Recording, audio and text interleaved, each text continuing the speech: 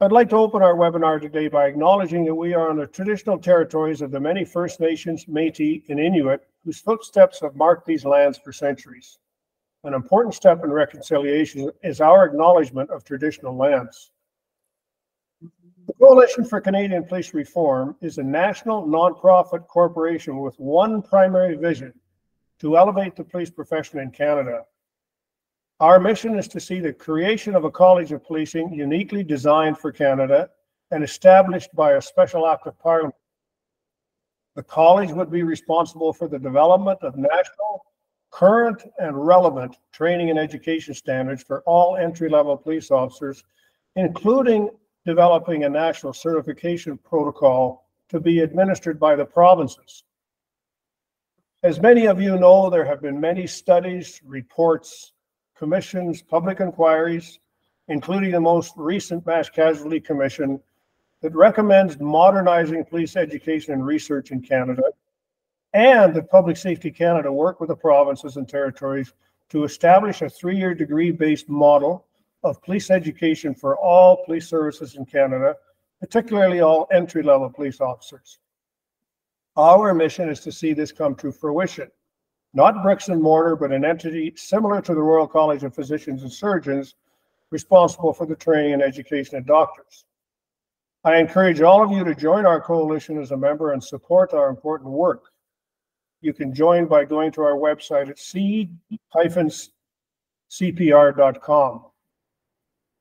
The work of our police officers today is complex and demanding. This webinar is intended to highlight the need for national training and education standards in post-traumatic stress disorder, particularly new entry-level police officers, in order to support them in their difficult work. Our session today is planned for no more than 90 minutes in length. I would ask you to participate in the discussion and submit your questions and comments in the chat. Our moderator will draw from these questions. At the conclusion of the webinar, we'll take a few extra minutes just to discuss our November webinar, and I'll ask John, Lily, our Vice President, and Hannah Steffes, who does all of our graphics work, and we truly appreciate it, to talk a little bit about our December webinar. I would now like to welcome and introduce our moderator, Detective Staff Sergeant Les Titleman. Les is an award-winning police leader with a 26-year portfolio of successful driving organized crime investigations, special investigations, major projects, and major collision investigations. Les specializes in major case management, wiretap investigations, as well as technical collision investigations. He is the former officer in charge of the York Regional Police Guns and Gangs Drug Enforcement Unit, the Major Projects Unit, the High Risk Offender Unit, and the Mobile Surveillance Unit, and currently the Criminal Investigations Bureau for the City of Markham. He is a Level 3 certified municipal manager, a Level 3 technical collision investigator, holds a master's degree in leadership from the University of Guelph and a bachelor's degree in criminology from the University of Toronto. Les is also a very active member of our operations committee and is truly appreciated by me. Thank you, Les, for moderating our webinar today, and I'll turn it over to you. Les? Thank you very much, Dave. And thanks to the Board of Directors for supporting and promoting the goals of this organization and providing for an open forum for the exchange of ideas.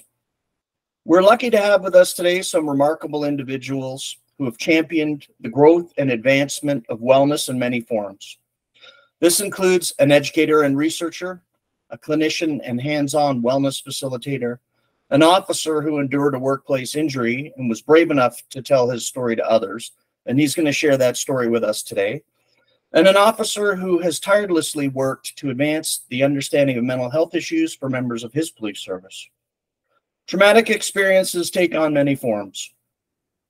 Our collective experiences can inform future officers so that each of us can pay forward that knowledge. Even though I've been around policing for approximately 30 years, I was previously an auxiliary officer before I got hired full-time, I can still recall the first traumatic incident that I attended, and each and every subsequent event that shaped my understanding of the way that I personally deal with trauma. I remember every detail of an incident from May of 1999 where a man pulled a handgun out in the back of my partner's police car and shot himself in the head. I remember going to the hospital thereafter with him when he died, and I remember sitting there for hours waiting for someone to come relieve me so that I could go back to the police station. The SIU seized my uniform, and I hadn't slept in hours, but my supervisor at the time told me I better make sure to show up for work that evening. I don't mention this to complain. I juxtapose it as a backdrop for today's webinar. There's a huge difference in awareness between then and now. I'm hoping we can all visualize this way. We can all think of a time when we've been driving and narrowly avoided a collision, where we had to maybe pull over and take a few deep breaths to control the adrenaline explosion of having almost been in a bad crash. Well, that's how I feel about all the critical incidents that I've witnessed or been involved in during the course of my career. I think of all those close calls with my own well-being, and luckily, I haven't suffered a significant trauma-related injury. We've envisioned and we propose a future that isn't reliant on that sort of luck. So, without further ado, I'd like to introduce Dr. Nicholas Carlton. He's a PhD, he's a professor of clinical psychology, a registered clinical psychologist in Saskatchewan, and is currently serving as the scientific director for the Canadian Institute for Public Safety Research and Treatment. He's published frequently, exploring the fundamental basis of anxiety and related disorders, and he's actively involved in clinical and experimental research and he has his interests including biopsychosocial measurement and treatments of trauma and anxiety. He currently is the principal investigator on the RCMP longitudinal PTSD study, the associated extension study for Saskatchewan public safety personnel, and the co-principal investigator on the Federal Internet Cognitive Behavioral Therapy Program for public safety personnel. Now that's a mouthful. Dr. Carlton, welcome. And I'd like to hear what you have to tell us today. Thank you very much, Listen. Thank you very much, everybody, for having me. God help you, you've let a professor go first. This could be the end of the entire symposium. I'm delighted to be here. I'm going to cover off in about, I think I've got about 10 or 15 minutes. So I'm going to provide you with a very high level discourse about a project that I think everybody should be very proud of, certainly for our police. Certainly we should be proud of the RCMP for tackling this project because it's a global leading project, as we've heard several times now at the International Association of Chiefs of Police conferences. John, are we able to do a screen share on the slides there? Terrific. I'm afraid I'm not much good without the slides. This is what keeps me, generally speaking, on track. So everything that I'm going to show you today, you can go into as much detail as you would like through our website. Everything we're doing is entirely transparent. So far, everything is entirely open access. So we're quite pleased by that. That's been made possible by a variety of different organizations coming together. I don't have any commercial interests. I get paid the exact same amount, whether I choose to do this or I go teach intro psychology classes. So I'm very pleased that I don't have any conflicts of interest that I need to declare. We do have a lot of different kinds of funders that are coming together, though the only one of those that is an NGO is the Medavie Health Foundation, who wanted to make sure that our publications that we are making available are publicly available. And so otherwise academic articles can be difficult to access for those of you that don't know about those challenges. But thanks to Medavie Foundation allowing us to make these open access, you are able to actually download and read in detail anything that you'd like out of the RCMP study for free, which is very exciting for us. So I don't have any specific biases that I need to mitigate as a function of that.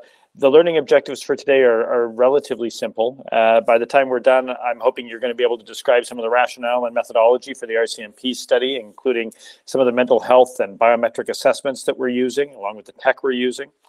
I'm hoping you're going to be able to describe some of the interim results that we're seeing from the RCMP study, which are already very exciting and I think very applicable to a lot of the things that you're discussing so far. And hopefully you'll be able to describe some of the possible opportunities that we have to leverage the RCMP study tools, training, and results in support of serving RCMP and by extension in support of any and all police officers.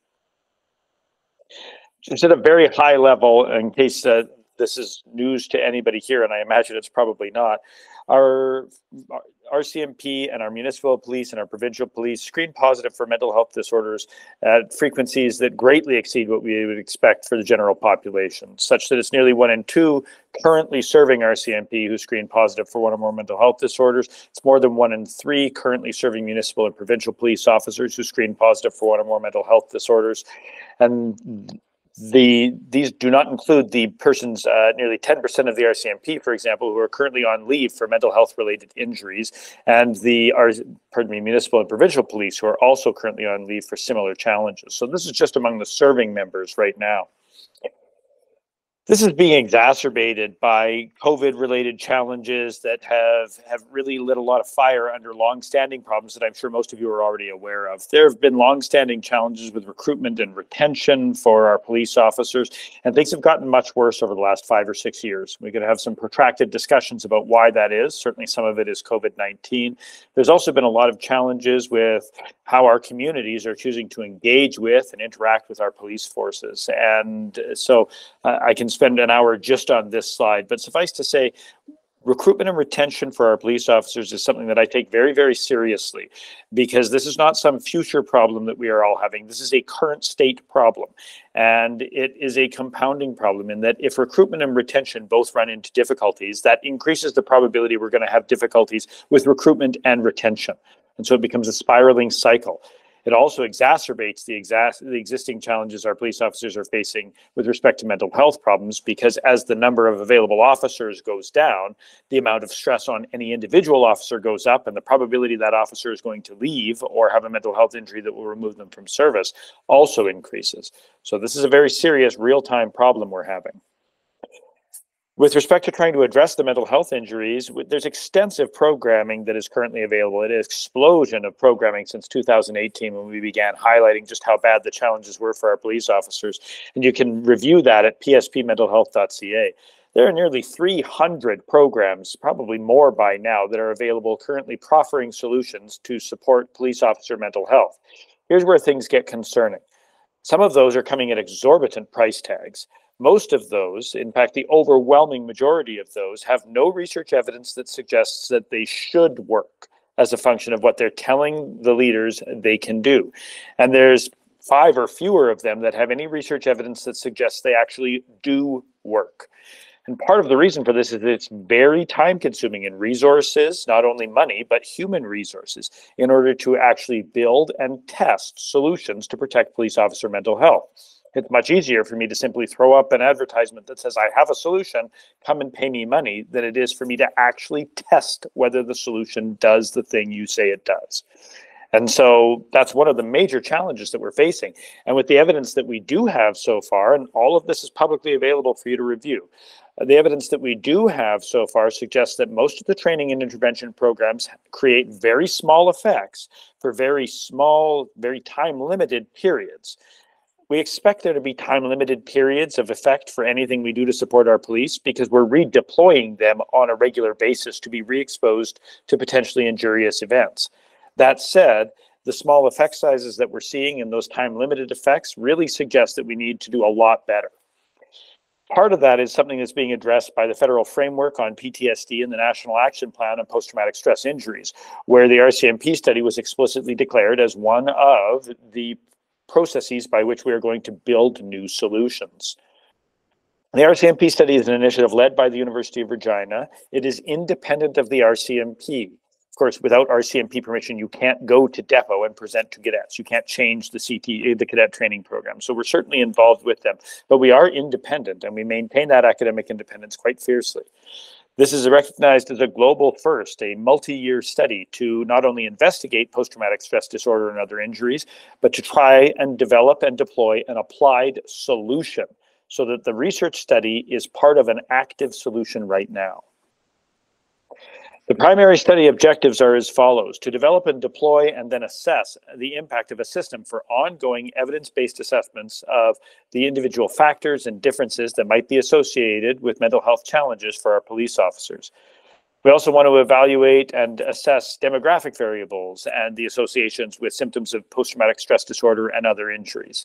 We want to understand longitudinally how those factors interact to increase risk or reduce risk for mental health injuries. We were also asked to adapt the unified protocol for the transdiagnostic treatment of mental health disorders. And we're going to talk about this in some detail. And then take that adaptation and integrate it all throughout the RCMP Depot Division training program. And then test whether that change made a meaningful difference for the serving RCMP officers who would graduate thereafter. This is a huge and tall order. So what are we doing? Well, all of the participants that joined the RCMP study receive full psychological assessments at the beginning of their training program, then again before they're deployed, and then annually on the anniversary of their deployment for 5 years thereafter. They also complete monthly screening assessments that mean that everybody gets an evidence-based screen for their major mental health disorders every 30 days. They also complete a daily survey that takes about 60 seconds. And part of the reason that we're doing that is it allows them to monitor their own mental health in real time, daily and monthly, so that we can get ahead of mental health challenges in ways that have never been possible before. It also means that nobody in the study goes more than a year without talking to a clinician. And because they're getting access to these clinicians at the beginning of their training, they're becoming familiar with the clinicians. They're becoming familiar with the processes. So we're destigmatizing and normalizing the fact that we are putting our RCMP officers at mental health risk. And if we are putting them at mental health risk, in my opinion, it means we then owe them a duty of care to protect their mental health thereafter. And that has to start with their training. We also provide a biometric tool called a seismocardiogram, because we've been asked to see if we can get away from depending entirely on self-report, to see if we can identify a biological indicator that a mental health injury has occurred. So to do all of this, we have two teams of RCMP cadets. The first is the standard training team. They got depot training as it was before June of 2022. Then we have an augmented training team. That augmented training team is receiving literally best-in-class evidence-based or evidence-informed, mental health training to protect their mental health going forward. So quickly, what does everybody do as part of these full mental health assessments? Well, it's about a 75-minute online survey that's a pretty comprehensive assessment of their mental health. Then they get a structured clinical interview with a trained clinician, somebody who works for me, not for the RCMP. In fact, this is something I should have mentioned. The entire mental health record we create, all of the work that we do, sits outside of the RCMP. So they have access to a completely independent set of electronic mental health records that they control, that the RCMP cannot get access to. This is huge for so many reasons that I'm sure you can imagine, but it's already been a major step forward. As they produce more data for themselves, they get these dashboards presented back to them that allow them to monitor and engage with their own mental health, tracking and identifying patterns that they can then use to get ahead of mental health challenges. For example, at the top right corner of the screen there, you'll see that this is an actual person who was having difficulties with major depressive disorder symptoms. And before they reached clinical significance, so before they could have met criteria for a diagnosis, they were able to get ahead of that mental health challenge using resources that are made available to them through a variety of channels. And in less than 3 months, they got their mental health disorder symptoms under control, never having met diagnostic criteria, never having suffered all of the expanding challenges that can go along with a mental health injury, because we were providing them with that independent of the RCMP ongoing feedback and assessment tool that they could use themselves. The biometric tools are probably the most advanced and most experimental component of what we're doing right now. That said, we're seeing early evidence that it in fact very likely can work. So there's very early preliminary evidence. You can look at my data here. So I don't mind showing everybody my data. Of course, I don't show them real data at this level, but you can watch. This device was originally designed to predict heart attacks 2 weeks out. And so we were working with a cardiology and a kinesiology team, and they were able to tease apart for their heart attack research the differences between changes in heart performance that were related to diet, changes related to exercise, and changes that they believe are related to psychological stress. So if you see my data there, you can actually watch that by the end of December, the end of January, the end of February, you see my physical health, my heart age started to get better and better and better. I won't belabor this, but I'm sure you can imagine what might typically occur for most people by the end of December. You've had a holiday, we make a bunch of New Year's resolutions, all of a sudden our diet and our health and our exercise all improve, and that sustained for me so that you can actually see those improvements in my overall health. And then March happened. Those of you that work in the academy, well, I'm pretty sure you can guess what happened thereafter. So you can see the changes. That said, this gives us a really promising avenue for a biological measure that can help protect police mental health. That training that I talked to you about, I'll touch briefly on that. The Unified Protocol is one of the most well-supported transdiagnostic treatments in the entire world. There's more than 100 randomized controlled trials that demonstrate that if we apply that set of skills, provide that as a treatment to someone who has a mental health injury, they are very likely to recover in whole or in part from that mental health injury after we apply that. It is a heavy skills-based intervention though, and it typically involves 13 weeks at about an hour a week of skills-based training and practice and engagement thereafter. Well, what we suggested 7 years ago was, why are we waiting to give people these skills until after they have a mental health injury? We know the skills work. Can we instead provide these skills as part of depot training, integrate them throughout the entirety of depot training? So it's not just the 13 hours that they're getting cued to practice these skills while they are in the 26 weeks of depot training, while they're experiencing those stressors, so that ideally they get as good at using these skills as they are any other skills by the time they're deployed. And if that works successfully, then we will have hopefully created the very first evidence-based, proactive mental health training program that we can deploy for our police officers, not just at depot, but potentially everywhere. So we're very excited because the early results on this are very, very promising. The real question here isn't whether the skills work. This is something that I really like to emphasize for everybody. We picked skills that we already know work. The question is, can police teach other police how to use these skills? And can police practice and use these skills on their own without having a psychologist there? And does that protect their mental health? Those are the real questions. So we have a lot of faith in these skills based on the research. And we're hoping we're going to see that meted out over the coming years. In order to do that, though, you need a group of people who don't get those skills, and you need to compare them to a group of people who do get those skills, and you need to follow them for several years after they're given the skills.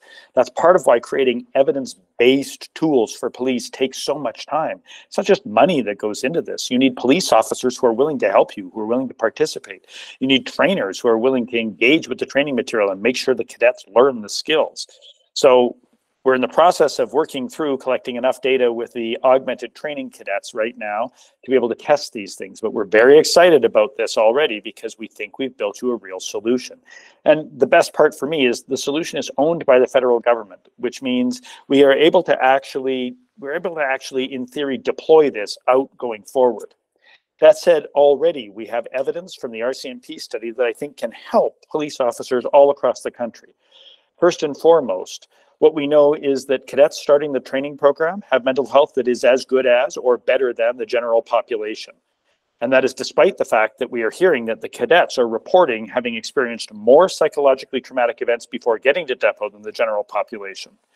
So when you contrast this then with the evidence that we have that nearly 1 in 2 RCMP screen positive for a mental health disorder when they're serving, but they start with mental health that is better than the general populations or as good as the general populations, even though they had more trauma than the general population, that tells me you're hiring pretty resilient people. That tells me the injury levels that we're seeing afterwards are not a result of people who are somehow glass-jawed, so to speak, or failing in some other regard. It is the service we are asking our police to provide our communities that is putting them in harm's way.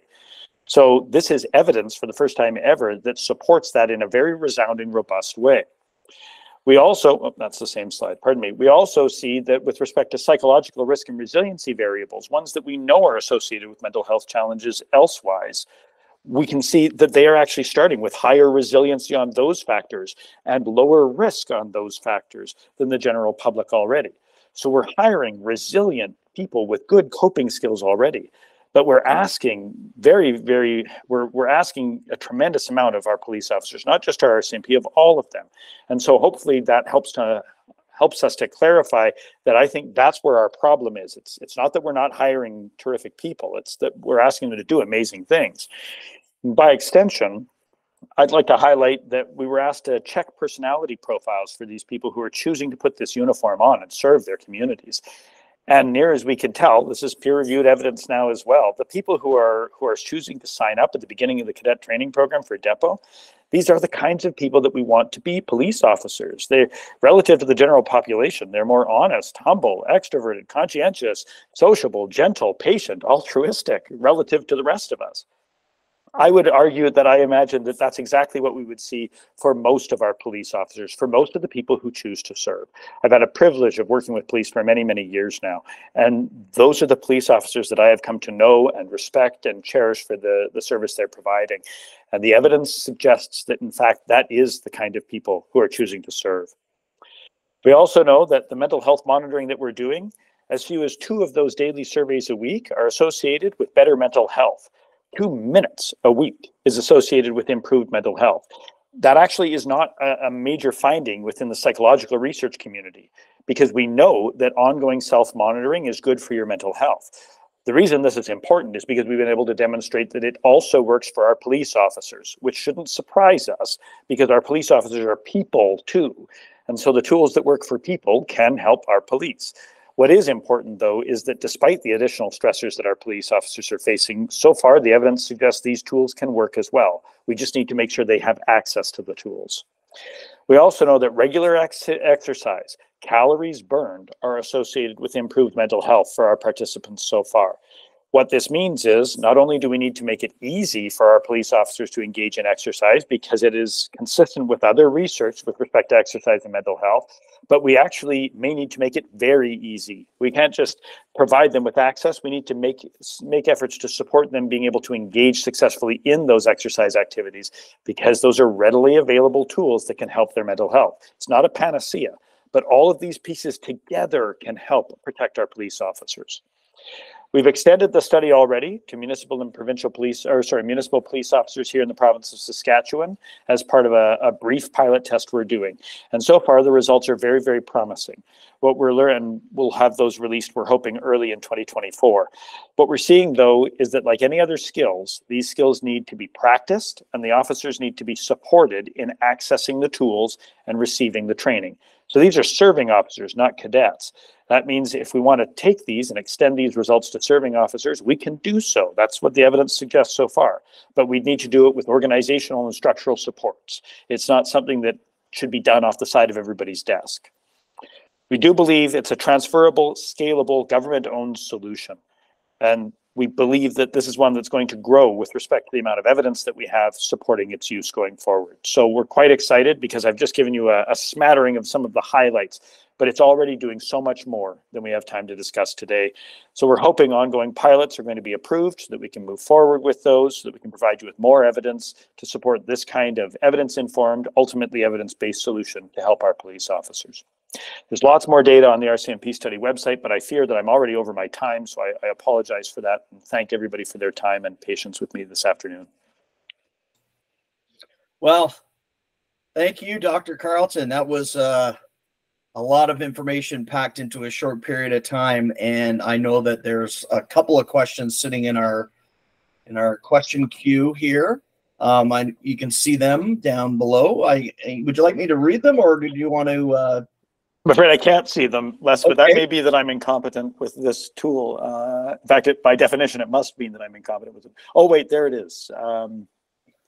From Bruce. Any idea how much this would cost to fully implement, and would there be independent oversight to the RCMP? So we're working on costing models so far, Bruce. The costing models they depend is the short answer, and it's not me trying to be evasive. It depends. The most expensive part of the study is the biometric technology that we're putting out right now as part of the test, but that's experimental technology. So whether we include that in fully implementing it or not becomes a question, but it's really experimental tech. So it's sort of like the first iPhones or the first Android phones. They're really, really pricey, but if we ask the company to make 20,000 of them, it gets much less expensive. So we're building those models, and I very much hope that we'll be able to give you better answers on that. I also do believe that one of the most useful components of what we've done is because the data and the analysis and the assessment all sit in the university system, not with the RCMP or the Government of Canada systems. I think that provides reassurance that we can provide you with that independent assessment and independent feedback on how things are being done and how the success looks, because your academics get paid the same amount anyway. So I would suggest we would push to continue maintaining that independence, but those are questions that are way above a professor's pay grade. I can promise you that. And is the ERS assembled as a curriculum that could be delivered? But you bet it is, Nathan. In fact, we delivered it successfully as part of the pilot here with the Regina Police Service. I'm very proud of our police service here. They were very patient with us, and we were able to demonstrate as a proof of concept we can do this. And if so, what kind of training would trainers need to receive to effectively deliver it? So far, what we're seeing is that we can build train-the-trainer style models, but we are ultimately certifying certifying the actual trainers using the people who created the unified protocol treatment themselves. And so we need to look at the logistics of scaling this. But what I can tell you is it's sort of like the first of anything that you build. We're pretty confident we've got the first one right and we know how to do this. Now we need some implementation science and some coordination from really smart logistics folks, because for each police department it's going to be different, right? Regina is going to look different than OPP, for example, if just by way of size and scale. But we're working on it. I'm hoping by the end of 2024 we're going to have some smarter answers for you. That's excellent. And Nathan, just when we get to Catherine Cox, you're going to hear about some very, very forward-looking programs that will maybe answer your question in that regard. We're going to move on to Stephen Jones. He's our next speaker. He's a member of Toronto Police Service. Stephen, early in his career, was a coordinator with the mental health portfolio at the Toronto Police College, which is an embedded police college for quite a large police service. The Office of the Attorney General of Ontario actually considered his work award-winning as far as de-escalation training, and it's considered a gold standard in the field. The Ontario Police College also has adopted some of his training modalities. All of that comes from core approaches to helping people in crisis. Steve's an award-winning operator at the ETF, which is the Emergency Task Force in Toronto. That's the SWAT team in Toronto. And he works as a breacher and a sniper and a drone operator. He's a tactical rope access instructor, and he's a certified crisis negotiator. He has a degree in English literature and another degree in journalism. And I'd like to welcome him. He's going to give us some insight into where he started off his career and how he ended up giving mental health his greatest efforts. Thank you, Stephen, for joining us. Well, thank you all so much for having me. I must confess I didn't know too much about this organization, so I'm going to try to feel my way into a position where I can be useful to everyone here. And I have a confession to make. Nancy sort of heard me speak on PTSD close to 10 years ago in a different forum. And I must confess that I don't recall exactly what I said on that speech, but not to worry. I've got a lot more experience and training since then, and I'll try to deserve your most valuable resource, which is, of course, your time and your attention. So there's a few things that have helped me in the last few years. Both within in a policing context, in a personal environment, and just serving the community, which I will mention here. Although I was very thrilled to hear about Dr. Carlton's work, I'm going to try to see if we can scale that in Ontario in some description. So it's exciting stuff to learn for me. But when I asked Les who are the attendees for this webinar, he said, well, there's researchers, clinicians, and police officers retired and still active duty. So that I found that a relief, because it's clear to me that everyone here has more than just a passing interest in policing and the mental health of those who serve here. So thanks for that.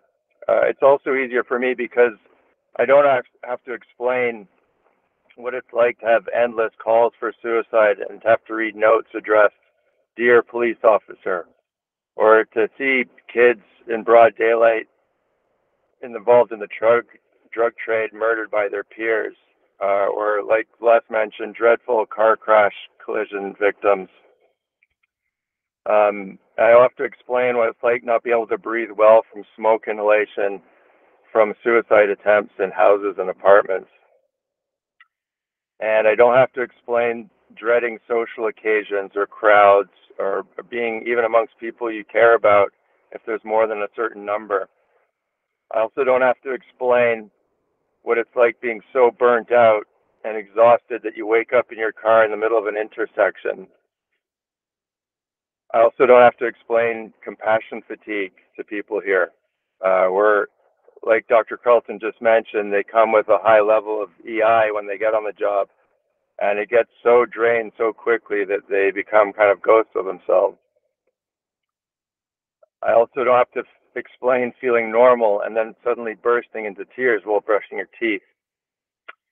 And I don't have to explain attending funerals for police officers killed in the line of duty. There's been more in the last 20 months than there has been in 20 years before that. So, and also, this might be more unusual, but I'm sure every officer here has a similar story. I don't have to explain the gratitude of hugging your child after gunmen try to murder you in an ambush from 7 feet away. So, some things that I've found useful over the years, and also how I met Nancy, probably as a backstory, is that, like Les mentioned, I was involved with, I did several things at the college, but one of my main portfolios was mental health training and crisis negotiator training. So we rolled out kind of evidence-based FBI and NYPD, the behavioral influence model, stairway model for our frontline officers, not just for crisis negotiators. So these really are best practices, and if there's any services or departments not using this, I really encourage you to, there's lots of stuff open source, but feel free to reach out to me and I'll point in the right direction, because my colleagues who are no longer operational, still in training, do a bang up job of getting all officers in squads, frontline, everything. There's 50 plus years of positive results using this technology, I'll call it, for mitigating the effects of crisis negotiation and mental health calls in your community. So I won't go into it here, there's too much, but a key thing I will mention as part of that behavioral influence stairway model is the active listening skills that accompany it. And why that's important is that not only do you get better at reading yourself and having your own personal insight, but you get very good at listening to your colleagues. And more about that later, but these active listening skills are from a clinical world, frankly, the world of Nancy and Nick, but they really do help people in the community who are not in the comfort of a clinical setting or a hospital, but where I deal with them, for example, as an operator, will be like we use ropes, for example, to ascend, descend, and go sideways. So if someone's suicidal on a structure like a crane or under a bridge or atop of a building, we use our skills to go and approach them, and then we are nationally certified crisis negotiators, so we use those skills to de-escalate them and diffuse the situation. And then we have, fire techniques that we use to lower them as well. Almost always we are successful in bringing people back onto the good side, but that's an almost always. So PTSD we're no stranger to that at this unit. I'm sitting here in my car just outside of my building. I'm going to be working a night shift tonight, so I've got probably 15 more hours of work here ahead of me. But I can tell you that the people who work at this unit, virtually all of them have almost been killed operationally. And, frankly, mostly it's just good fortune. Sometimes it's skill. But whether it's by bullets or knives or explosions or height, falling from height, all of these things are very, very dangerous. And or even having negotiated with someone for 10 hours and then they ultimately jump to their death and we have to watch them. Like, these things accumulate over time. So we are lucky in the sense that it sounds like there's other things going on in Saskatchewan as well, which is great. Our police service is trying to mitigate some of the stigma around seeking clinical help. So what that looks like here, just like Nick said, is if we work in a high-risk unit, for example, in child exploitation or sex crimes or SWAT work or what have you, we are mandated to have an interview with a clinician every year.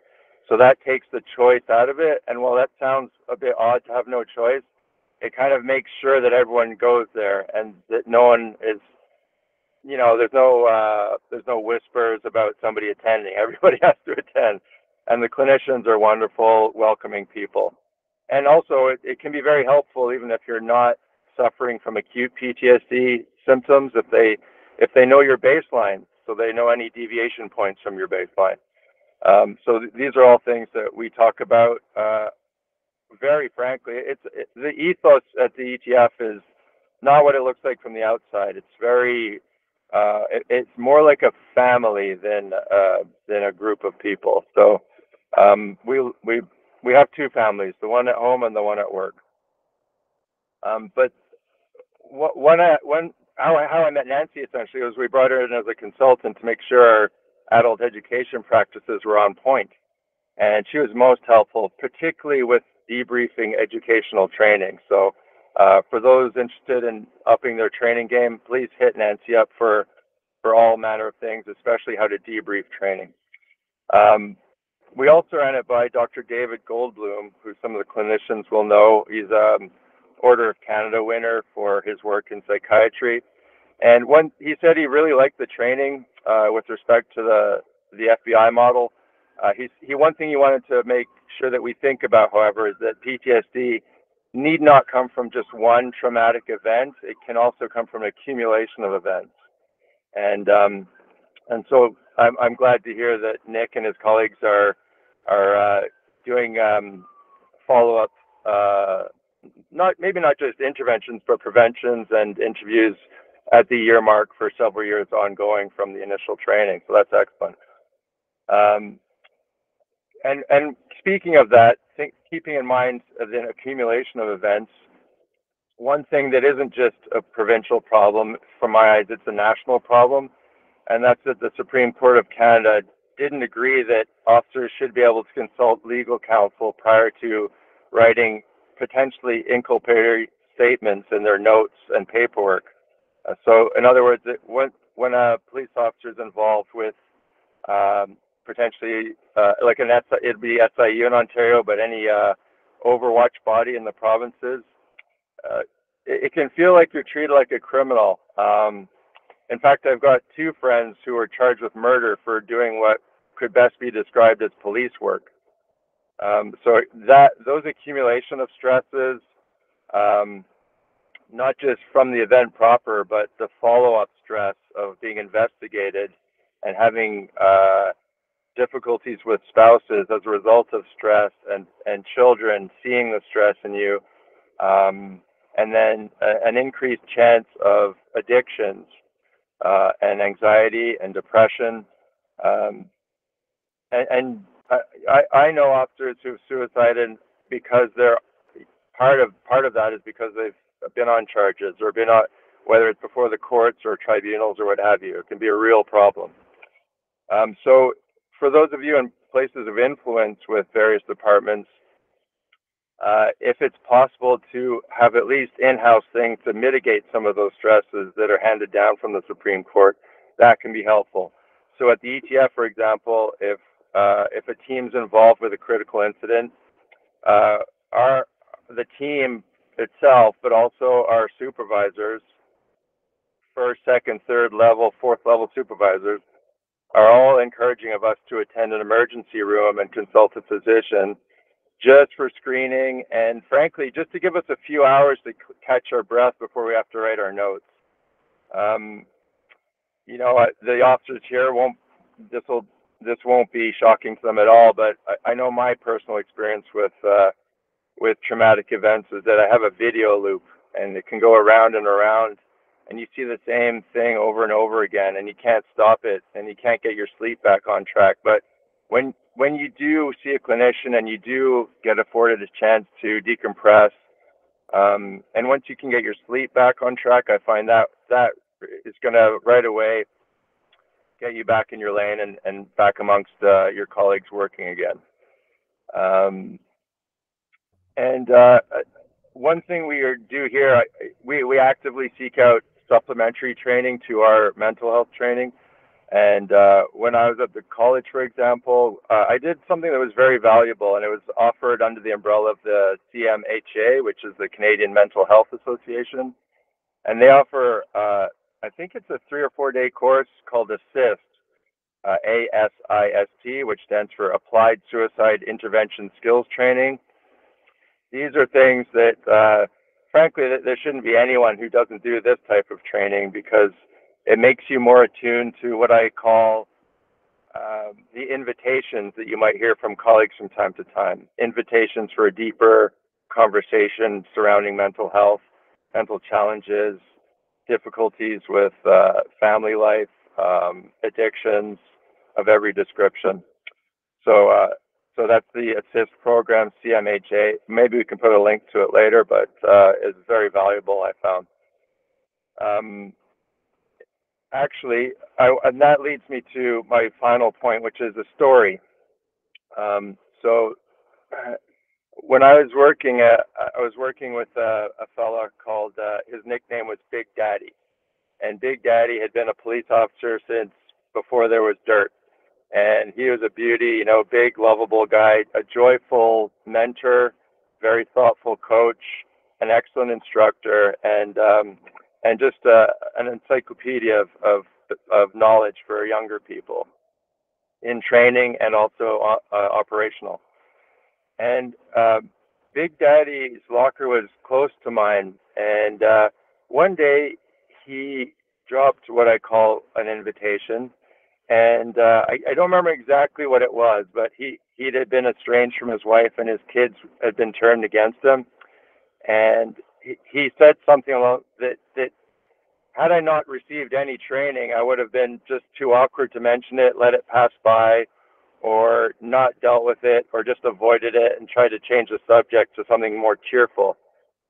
But because I had a little bit of training, I asked him more about it. And to me, there were some flags that were suicidal ideation. Not being a clinician, I was concerned for his safety. So I mentioned this to his supervisor, who was a longtime friend of Big Daddy. And his supervisor didn't really agree with me because he said, well, Big Daddy's he's doing great. He's in the gym all the time. He's lost 75 pounds of fat. He's getting jacked. He's never been stronger. I said, okay, well, I went home with that, but it still didn't sit right with me. It still bothered me. So I asked my wife about this, and my wife, just by good fortune in this case, happens to be a physician at Canada's oldest and largest mental health hospital, the Centre for Addiction and Mental Health. She's a clinician there. So not every officer has this luxury, but I do.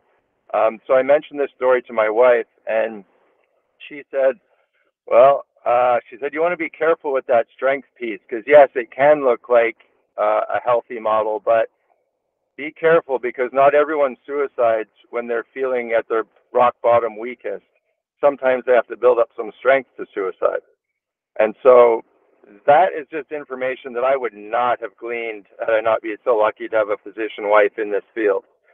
And so I brought this back to Big Daddy's supervisor the next day, and he said, oh, okay, well, let me look into it. The following day, he drove Big Daddy to an emerge, and Big Daddy was formed under the Mental Health Act and got proper clinical care, and he's doing much better. He's not suicidal. And this was several years ago. And why do I mention this? Just because, to my mind, you can never have too much education or training surrounding PTSD. And so I'm very excited about all the people involved here who are hoping to advance this, because the quality of service we can give our community members really hinges on the quality of care we can give to ourselves. So thank you very much for that. And I probably missed a few things, but I would just say as a final point for the policing I do now, that emotional intelligence, to my mind, is the #1 skill that we have. So some of the hard skills that I have were mentioned earlier, skills of the trade. However, just dealing, talking to people at height who are suicidal takes EI. Learning from other adults takes EI. Teaching other adults, leading other adults takes EI. Following your friends into dangerous environments takes EI, and so does leading teammates into dangerous environments. And frankly, even things that from the outside look brave are really because we don't want to disappoint each other. So I think for us, that's the #1 skill is emotional intelligence, and any training around that with respect to PTSD prevention and performance at work, I'm all in favor of. So thank you so much for your attention. I appreciate that. Thank you, Steve. That was fantastic. And I'm sure everybody could hear the emotion in your voice when you're describing in the beginning all of those things that you didn't have to tell us. And I really like the way that you did that, because I'm sure many of us who have experienced some of those same feelings were thinking it really needs to be said. So we're a little bit jammed up for time. We're going to speed things along. I don't know if Nick wanted to ask his question right now. Did you want to go ahead and ask Steve a question? I know you raised your hand there, but maybe it was just another error. It was an oopsie. I was trying to do a thumbs up and I raised a hand. Okay, I appreciate that. I know that Dave had asked a poignant question, and I think we're going to get to that question in a little while. It has to do with, how you came to be where you are now and reflecting back on how we were trained previously looking forward. So I know that Nick's concepts are dealing with that as well. I'm going to jump ahead because I'm really excited to introduce Sergeant Chris Price. I've known Chris my whole career. He's a police officer with the same police service that I'm with.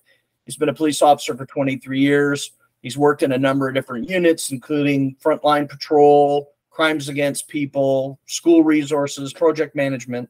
But most importantly, in 2007, he was working in our internet child exploitation unit.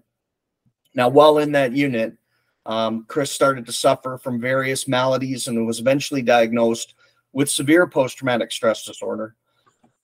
Now, I know the story about Chris because he's so brave, and I remember years ago, he did a video for the rest of us through our training branch, and he had no problem opening up about his treatment.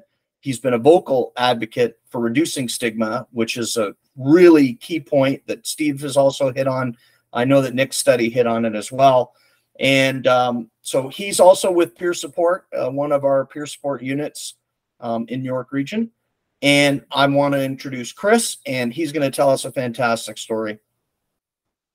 Thank you, Les, and welcome everybody. So I'm going to just tell my story. So I got hired with York in 2000 and worked uniform patrol and crimes against people before getting into the ICE unit. And in the 7 years leading up to that, I had seen my fair share of things and thought I was good to go and stone cold, for lack of a better term, hard-boiled. And then the opportunity to leave the crimes against people unit was presented to me, and to get into basically an exciting job of ICE.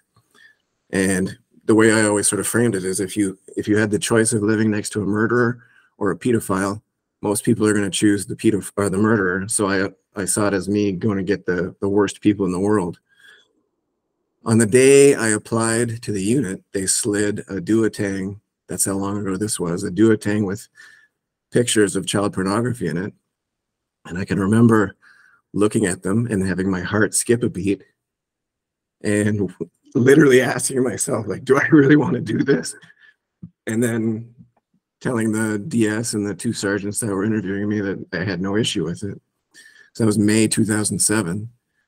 Then I would consider myself to be in good health up to that point.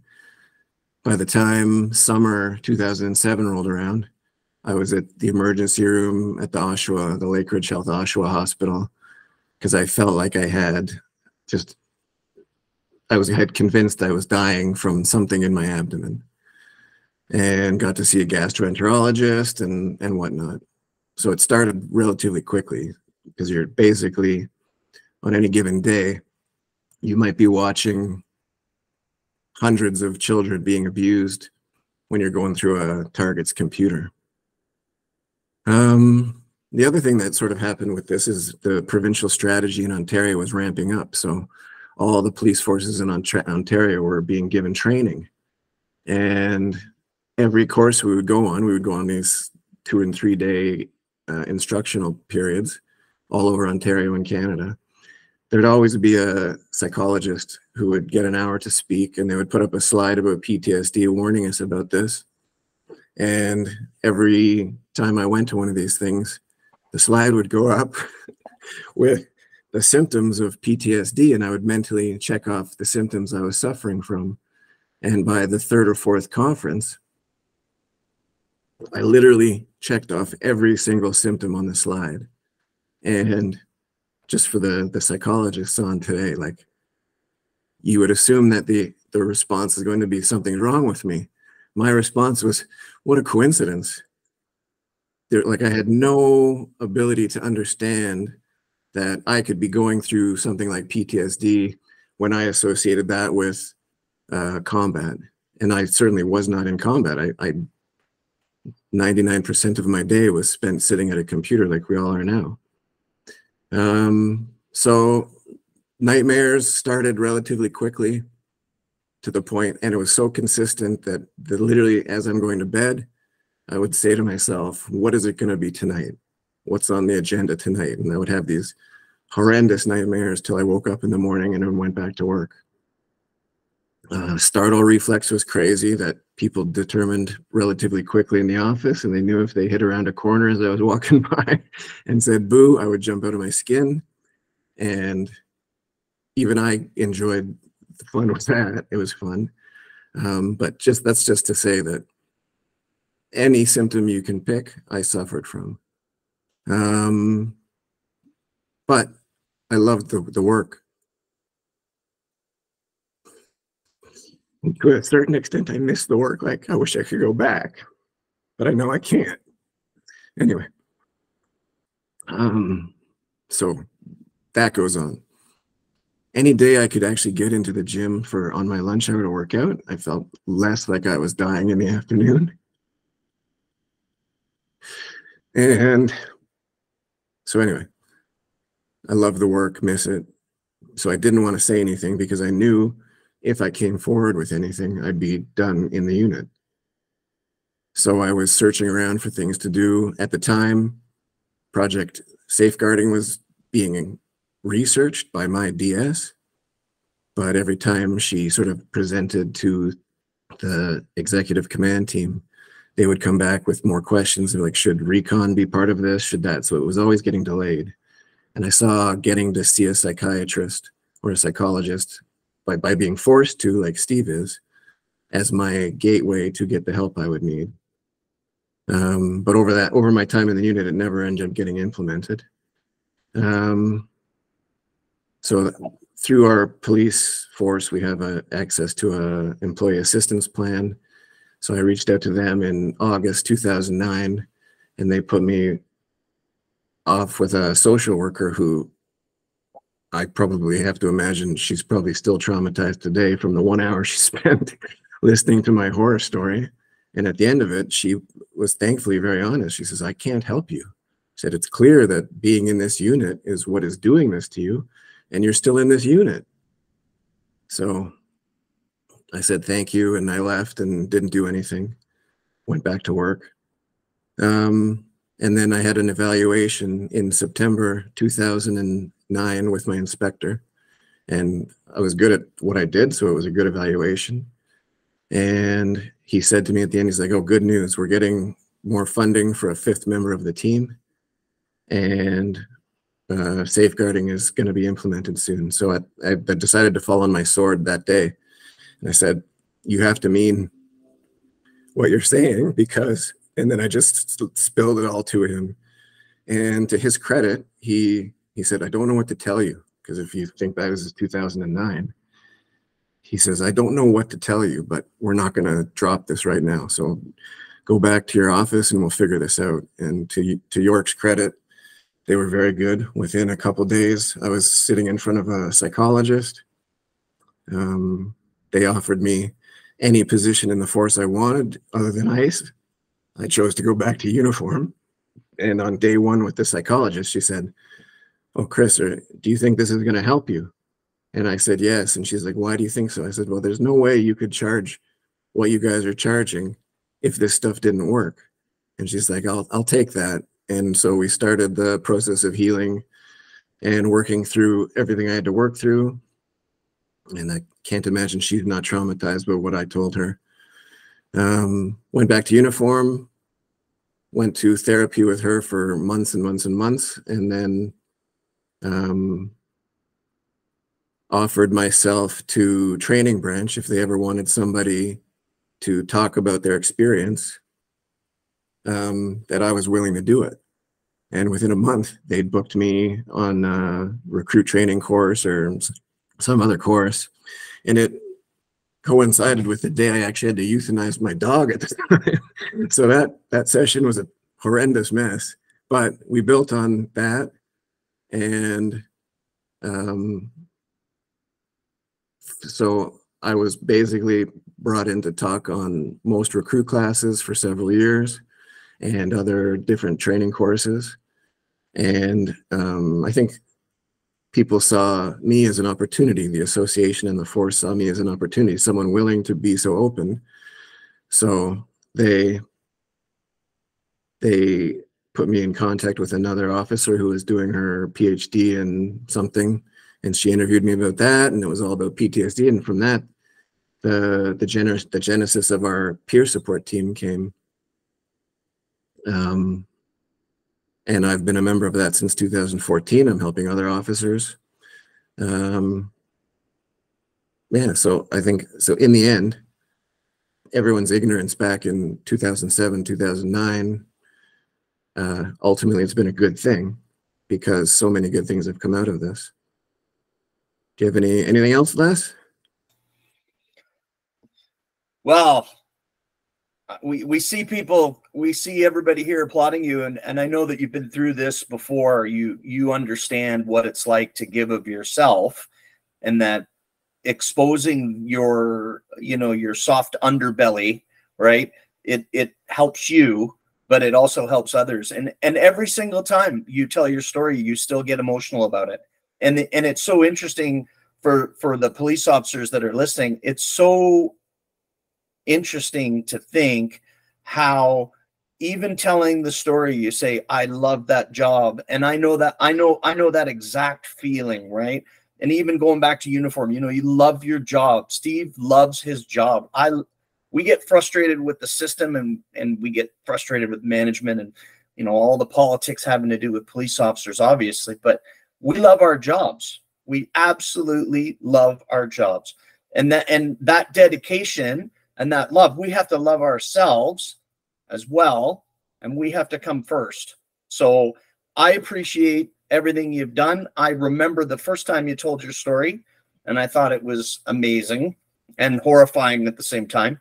I remember when you went into ICE, they had asked me to go into ICE at that same time, and I didn't. But I ended up in traffic collisions, which is a whole other same thing. Traumatic. Yeah. So that was fantastic. Thank you very much. I know there's a lot of comments here for you in support of you. I don't think anybody has any questions that I can see. And I want to move us along, but I know that you're probably going to get some questions at the end. So please stay there. Catherine Cox, one of my favorite people to see every week, is a mental health clinician at York Regional Police. I saved her for last because Nick going first gives us the landscape of, the amazing research and work that he's doing. And Steve tells us about his journey and some of the things he's experienced and seen along the way. Chris is a survivor. And then Catherine is right now engaged as a clinician, and she's doing some of that same work that Nick is talking about, being able to provide the data to move these things forward. We actually are very lucky to have some of the most amazing programs. So Catherine has previous experience working with victims and survivors of crime, tragic circumstances, crisis, conflicted interpersonal relationships, the whole gambit. She's worked in conflict and post-conflict countries and with expatriate communities. She's provided training on gender-based violence and sexual assault in conflict zones for police services and United Nations troops for contributing countries. Catherine is a clinician. She is daily in the trenches talking to people, and she's going to tell us about some of the programs that she works delivering. One of those, I know that Chris, you mentioned Safeguard. It may not be something that people are familiar with the terminology. I too went to Safeguard, and Catherine's going to tell us about that as well. So welcome, Catherine. Thank you, everybody, for having me here today. I'm pretty passionate about this, so I'm going to give a sort of high-level overview of what we're doing at York Region, York Regional Police. It's a hard act to follow, the three folks before me, so I'm going to do my very best. Here we go. I've got the slides now. I'm going to talk, first of all, a little bit about the priorities and strategic goals that we have for our project, and then talk a little bit more about what I specifically do on a day-to-day basis.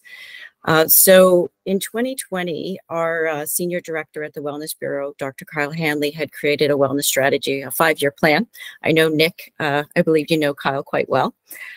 He had mentioned that you were going to be on this and you guys had spoken, so that's fantastic. We're in year 3 of this program. And we've got 2 more years, and right now we're sort of getting feedback from what we've been doing and trying to get some data to see next directions for the 5 years following this one. So with YRP, wellness is multifaceted. We don't just look at it from a psych services point of view. We try to encompass all facets of wellness. So we look at it from a biopsychosocial, spiritual sort of standpoint. Biology, we have a biohealth coordinator, and that looks at things like fitness, diet, sleep, the medical side of things. And then we have psych services, which looks at like resilience, mood, PTSD, the therapeutic side of things. Social is our peer support unit, which is a fairly robust unit. I think right now we might have between 90 and 100 peer supporters within York Region. And then the spiritual side of things is our chaplaincy program. And each one of these individuals or groups, if you will, also have a part in the embedded project, of which I'm part of, which I'll talk about a little bit later. Also under the wellness portfolio is reintegration, which is a fantastic project that's recently started. And it's basically a program for folks who have had to leave the service, both sworn and non-sworn members, for whatever reason, whether it be mental health or an illness, biological, or something is like pregnancy, and they're wanting to come back. We have a support team for them to reintegrate them to the program that they might have been working in. And it's a slow progress, and it works with the individual to see what works best for them to coming back to work full time. And then on the YRPA side, which is our association, they recently hired a social worker who works primarily with the families of the members, both sworn and non-sworn members. So all of those encompassed together, we try to be really holistic in our response to the needs of the members. So our strategy priorities, and this is something we all have to memorize when we start working with Dr. Hanley, he's really firm about these things, is reducing stigma, raising awareness, and targeted services. And one of the great things of having something so specific in a plan is that it's sort of brilliant in its simplicity. A project that doesn't fit within these 3 priorities is usually put on the back burner, because we really want folks to be able to access our service, so that will only come about if we reduce the stigma of mental health. We want to raise awareness so that people know what is available to them and how to access, and then targeted services, know that there's more than one doorway into wellness, and knowing who your people are and making sure that you have support services that are available for them and for their specific needs. This really does come about in the embedded project, and I'll talk about that in a little bit. So YRP's wellness objectives, again, it's the embedded service. This pretty much is looking for wherever you work, whether you're sworn or a civilian member, if you're at HQ, if you're at a district, you're going to be able to have access to a wellness service in whatever form you think that might be needed for you. Expanded offerings, it looks at broadening the service. So there's not just one type of offering for folks. Again, there's no one way into wellness. We want people to feel they can access in any way possible. And again, it's not just psych services for PTSD or something has to be wrong with you. It's looking at all the different ways that you might want to access to feel better on a basic level. And then if something does go wrong, you know that there's support services for you. And then we're modernizing the tools. We have an app that's specific to YRP. Everybody has it actually on their phone when they get given a phone through York Regional Police. It's called Wellness First, and then you can access all of the wellness services that are available to you. There's articles, there's a tracking app so you can track how you're doing on a daily basis. Internal and external clinicians and how to access them are available on that app. So it's something that everybody has right off the bat. And another tool that we're piloting but hope to roll out soon is called the BI tool. And it's basically a tracking tool that tracks the intensity of calls. So every individual that's on the road, every sworn member, when they are on a call that's of a certain intensity, it gives them a number. So for example, if I'm going into the district, I can look to see all of the high intensity calls for the last week and see which member may have been involved in sort of a higher priority call, a higher intensity call. We recently just added next of kin notification on this database because we found that that's something that's quite intense for folks, but was sort of overlooked because it wasn't a specific call that you necessarily attended. So that's another tool that's available to me as a clinician, and soon it's going to be rolled out so it's actually available to members so they can track their own high intensity calls. All right, I'm just going to go through those. So when we look at mental health care for members of York Regional Police, we sort of look at it as a hierarchy. We're not looking at just providing support to individuals for operational calls. We don't want to just show up if there's been something where you've been to a call that's impacted you. We actually want to be there for the whole gamut of whatever might concern you from a personal mental health standpoint. So if there's something that you wanted to see a clinician about, it could be it could be workplace for sure, but your personal life, because we found that if your personal life is doing well and you've got a really good base to come to work with, you find that resiliency can be a little bit higher and you can manage some of the challenges that are at work that are a little bit more difficult in a better way if you're going home to a supportive environment. So we do provide counseling on pretty much anything that anybody would want to come to us for. We don't discriminate. We do find anecdotally that most people are actually now coming to us for more of the personal reasons. That's often the gateway that they come in. And as we dig a little bit more, some of the other previous stresses or histories can also be put on the table. Organizationally, we do provide support around concerns around operational things, shortage in staffing, shift changes. That's a pretty big thing right now. I think Nick mentioned it, recruitment, people not staying in the service.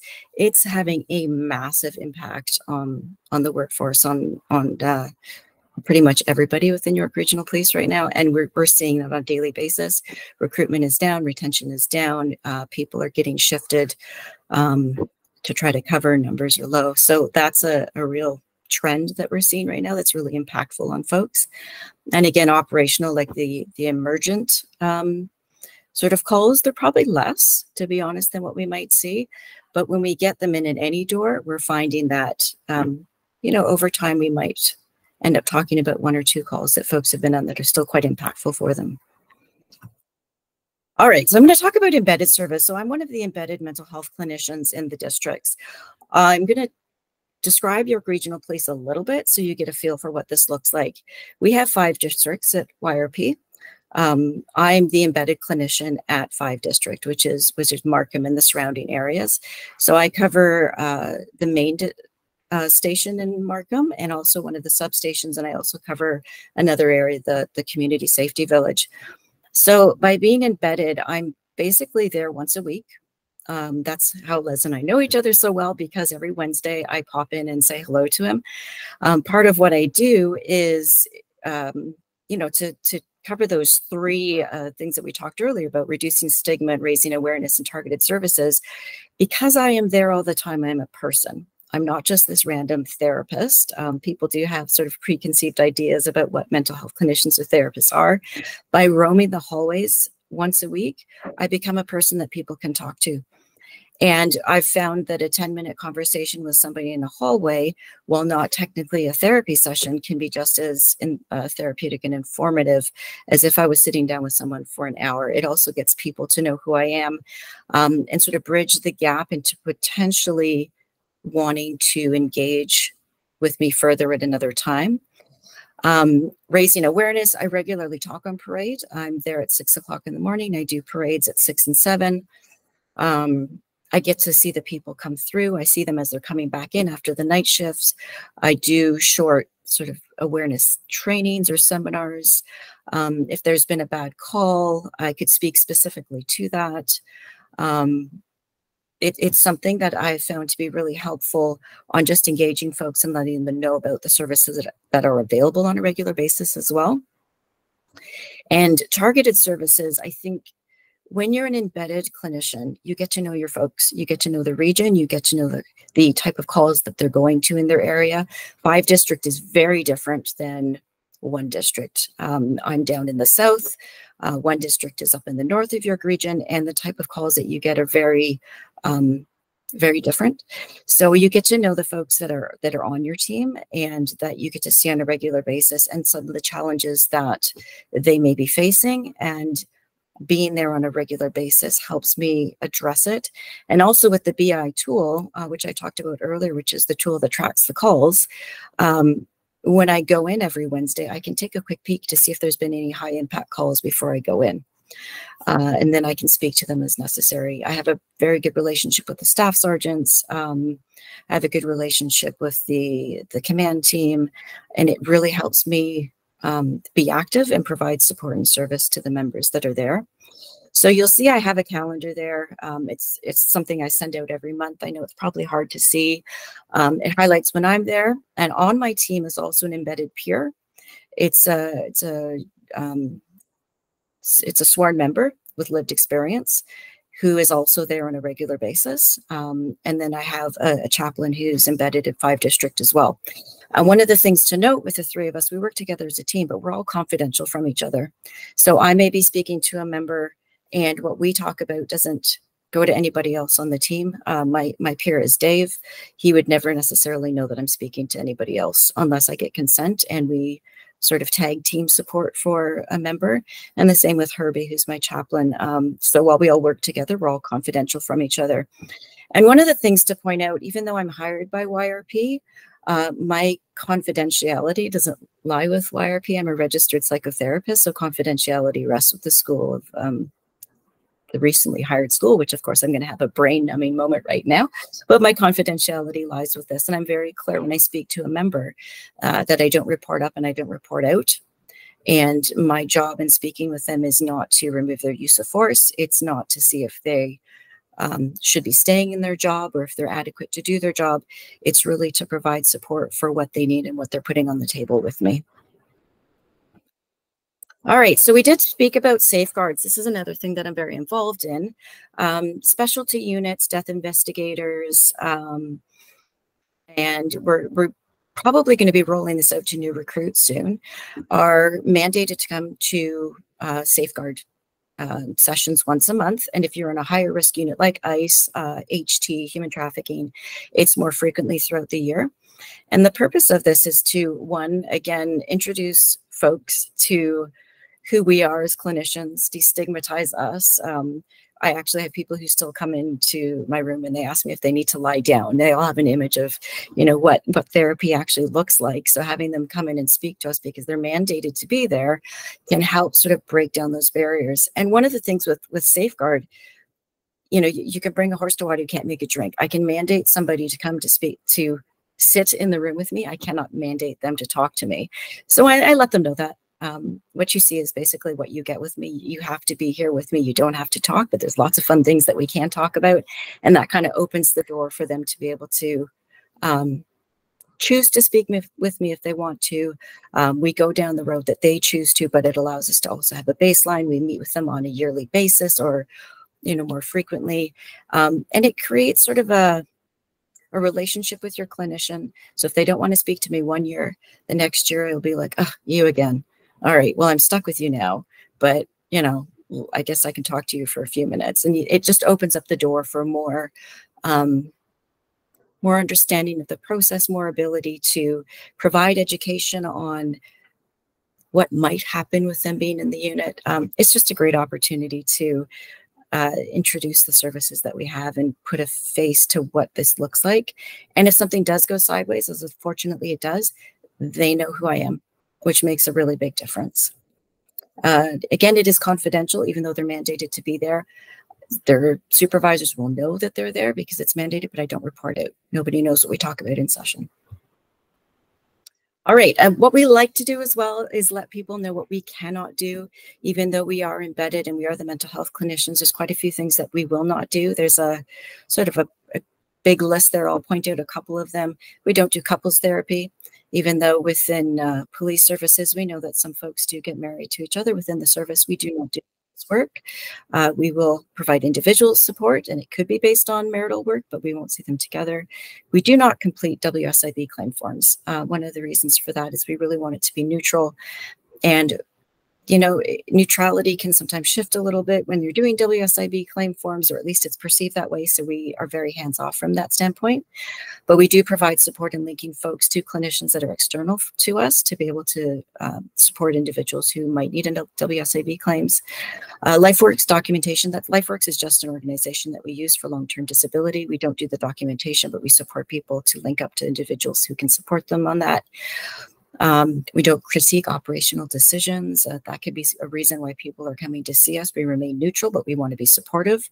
But we won't, we won't critique what might have happened on a call or what a policy or procedure might look like for an individual. We're there to support them and not sort of advocate for change on that necessarily. We won't do offsite visits to non-YRP locations. So I either see them in my office or I see them in the district. And that's one of the beneficial things with the peers, because they can actually do that. So we're actually quite complementary in what we can do. So the peer that I work with, Dave, he can actually go out to coffee with someone where I cannot. So again, another access to wellness. If you don't want to come into an office, you can see Dave and he'll go to Tim's with you.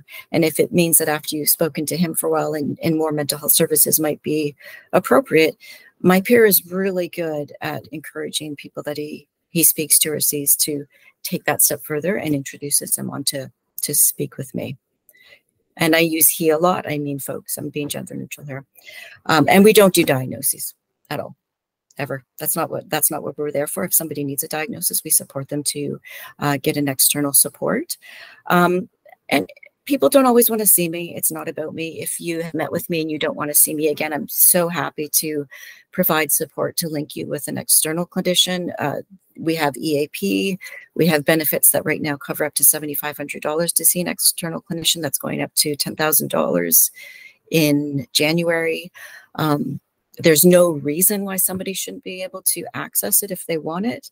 But if there are any difficulties, we help folks navigate what they might need so that they can get the support that they do need. We try to work very closely with each other with the biopsychosocial, spiritual side of things, and with reintegration as well. So we're always cross-recommending services between us. And I know I'm running out of time and there's so much more that I do, so I apologize that I'm speaking really quickly. If you have any questions, I'm happy to answer them. And that's it. Thank you, everybody. Thank you, Catherine. Awesome job. No, I think we're right on time. It's I think, I would like to thank the panelists. I think that, I put some work into this, but you guys were the ones that did all the amazing background work. And we planned it together so that you could complement each other with your conversations and with some of the concepts and ideas. I'd like to open the floor up. We do have time for questions. So I know there's still about 25 or 30 people on the call here. If anybody has any questions, comments, we're going to open up the floor for that right now. And I'll ask John Lilly to do his what he does when he goes through the in-call messages and screams them out. Sure, there's a couple of us watching. Just put anything in the chat. Here we are. Steve's got his hand up. I'm just wondering if Catherine or Nick has come across the work of Dr. Judith Anderson from University of Toronto. Yeah, she's kind of one of her big projects from her heart lab is the AMT, autonomic modulation training, and that also looks at biometrics and stuff. I think it's probably it's hard to say, but things that I found helpful are reducing stress in the moment for a highly stressful moment at work. So they do the 1 breath reset, and then when there's a bit of downtime, there's recovery breathing. And all this is tracked and marked on, like Nick was saying, on technology that you can see for yourself it's actually working. So if anyone hasn't heard of her work, it's interesting work, and we've been playing with it here, not just in training, but operationally as well. And we can see a dramatic decline in heart rate if we use these techniques. So that can reduce stress as well in the moment. Les, if I might, let me just express, first of all, my appreciation to everyone. I want to say first, Steve, that she was one of the original members of our coalition and worked with us for quite some time to get the coalition started, recognizing the importance. So thank you for bringing that up. Let me just say that I really want to express my personal appreciation to Professor Nick Carleton, to Catherine, Steve, and Chris. This was a very enlightening webinar. And it's one of the reasons why we insist that if there were national training and education standards on this subject alone, never mind all the other subjects that are important, and that we had a central repository, an entity like the college, to have the information that comes from Toronto and Calgary and others in one central place where others could learn the police service delivery, the health of police officers and the police service delivery would increase considerably in Canada. And we'll continue to do that. We're just right at our closing time, but I want to ask John and Hannah if they could just give you an idea of what our next webinar is going to look like. John? Yes, thank you very much, Dave. Hannah's got a slide to share. We are excited, and the next webinar is only 2 weeks away. We have an amazing group presenting. It'll be Professor Blanford from Sir Wilfrid Laurier University moderating, and it'll be Chief Justice Michael Tulloch of the Ontario Courts, along with former Justice and former Chief Justice of Nova Scotia, Justice Michael MacDonald. And then we are very pleased to have somebody that I know several of you will know, Deputy Commissioner Shauna Coxon, formerly Deputy Chief in Toronto, but now she's number 2 in charge in the Irish Republic of Ireland police service called An Garda, and I'm not sure how to say it, Síochána or Síochána. That's on Monday, December 11th at an unusual time, 10:30. We think this is really an amazing opportunity to have these leaders in our country present, and you don't want to miss it because they are the gurus of what police reform and education and standards have to have. Thank you, John, and all very supportive of national training standards and a college. So it should be very, very well worth your while to attend.